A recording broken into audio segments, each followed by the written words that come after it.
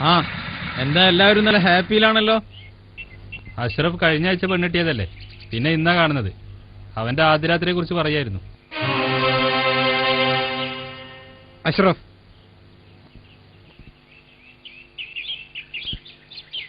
അഷ്റഫേ, നിന്റെ ആദ്യ രാത്രിയെ കുറിച്ചുള്ള മധുരാനുഭവങ്ങൾ ഇവരോട് വർണ്ണിക്കുന്നതും പരസ്യമായി ആ കാര്യം ചെയ്യുന്നതും തുല്യമാണ്. നിന്റെ ഭാര്യ അത് ഇഷ്ടപ്പെടുവോ? ഭർത്താവിന്റെ അഭിമാനം ഭാര്യയും ഭാര്യയുടെ അഭിമാനം ഭർത്താവും കാത്തു സൂക്ഷിക്കണം. ദാമ്പത്യ ജീവിതത്തിലെ രഹസ്യങ്ങൾ രഹസ്യമായി തന്നെ ഇരിക്കണം. സോറി, എനിക്കതറിയില്ലായിരുന്നു. സാരമില്ല, ഇനി ഇത് ആവർത്തിക്കരുത്.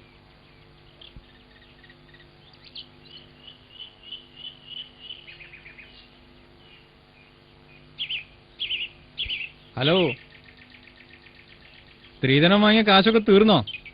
കുറച്ച് കടം കിട്ടാൻ. നിങ്ങൾ എന്താണ് ഈ പറയണേ? നിങ്ങൾക്കറിയോ, ഇവൻ പരസ്യമായിട്ട് സ്ത്രീധനം തീർത്താനാ. എന്നിട്ടിപ്പേ രഹസ്യമായിട്ട് 75,000 വാങ്ങി.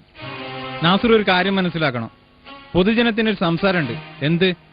നമ്മളൊക്കെ സ്ത്രീധനത്തെ എതിർക്കും, എന്നിട്ട് ഉള്ളിലൂടെ വാങ്ങും ചെയ്യുന്നു. ഇവരിൽ 95% സ്ത്രീധനം വാങ്ങാത്തവരാണ്. പക്ഷേ എല്ലാവരെയും നാറ്റിക്കാൻ ഉള്ളിലൂടെ വാങ്ങുന്ന നിന്നെ പോലത്തെ 5% മതിയല്ലോ.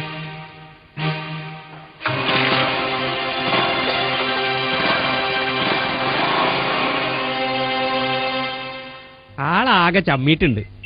പരസ്യമായിട്ട് പറയേണ്ടില്ലായിരുന്നു. ചില കാര്യങ്ങളൊക്കെ പരസ്യമാവണം. കാപട്യം കാണിക്കരുത്. സ്ത്രീധനം വാങ്ങൂല എന്ന് പറഞ്ഞാൽ വാങ്ങരുത്. വാങ്ങുകയാണെങ്കിൽ പരസ്യമായിട്ട് വാങ്ങണം. ഇത് പണം കിട്ടുകയും വേണം, ആരും അറിയുകയും ചെയ്യരുത്. ഈ രംഗത്ത് വലിയ കുറുക്കന്മാർ ധാരാളം ഉണ്ട്.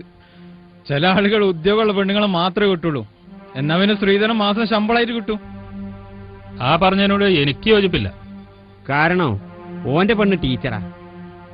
ഓനെ പറ്റിയല്ലേ ഞാൻ പറഞ്ഞത്. ഓൻ പെണ്ണിട്ടുമ്പോ കുട്ടിക്ക് പ്രീഡിയല്ലേ ഉള്ളൂ. പിന്നെ ഓനല്ലേ ഓളെ പഠിപ്പിച്ച് ജോലി കയറ്റിയത്. ഞാൻ പറഞ്ഞത് ജോലിയുള്ള പെണ്ണുങ്ങളെ മാത്രം തെരഞ്ഞു പിടിച്ച് കല്യാണം കഴിക്കണവരെ പറ്റിയ. വേറെ ചിലരുണ്ട്, പെണ്ണിന്റെ ബാപ്പാക്ക് എത്ര സ്വത്തുണ്ടെന്ന് രഹസ്യമായിട്ട് അറിയാം. സ്ത്രീധനൊന്നും വേണ്ട, മനസ്സിലായില്ലേ? തന്ത മരിച്ചാൽ സ്വത്ത് എത്ര കിട്ടുമെന്ന് അറിഞ്ഞാൽ മതിയെന്ന്. പിന്നൊരു കൂട്ടര് പണമായിട്ടൊന്നും വേണ്ട, അതും കൂടി പണ്ടാക്കി കൊടുത്താൽ മതിയെന്ന്. വേറെ ചില മാന്യന്മാര് പണ്ടവും പടവും ഒന്നും പറയില്ല. പക്ഷെ ഏട്ടൻ കെട്ടുമ്പോ ഇത്ര കിട്ടിയിരുന്നു, പെങ്ങളെ കെട്ടിക്കുമ്പോ ഇത്ര കൊടുത്തിരുന്നു എന്നൊക്കെ പറയും. അതിനർത്ഥം അനുജം കെട്ടുമ്പോ ഒട്ടും കുറയാൻ പാടില്ല. ഒരു പെണ്ണിന് സൗന്ദര്യവും സമ്പത്തും മാത്രമുള്ളതല്ല യോഗ്യത, മതബോധം കൂടി വേണം. ആദ്യ പരിഗണന അതിനായിരിക്കണം.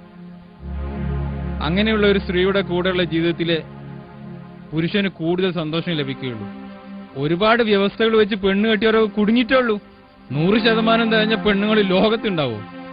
എന്തെങ്കിലും കുറ്റം കുറവൊക്കെ എല്ലാവർക്കും ഉണ്ടാവും, ആണായാലും പെണ്ണായാലും.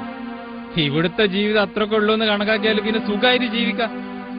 അല്ലാത്തവന് ഒരു കാലത്തും മനസ്സമാധാനം കിട്ടൂല. ഞാൻ പോട്ടെ.